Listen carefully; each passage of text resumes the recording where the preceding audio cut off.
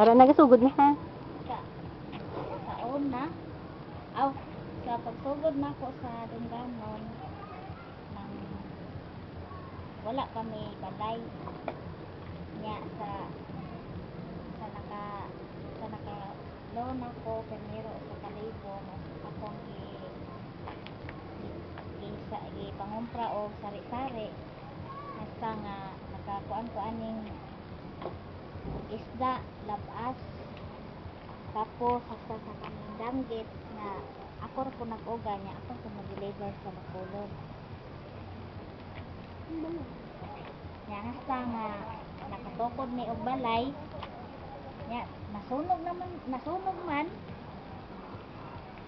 balik na po sa uno, magpatukod na po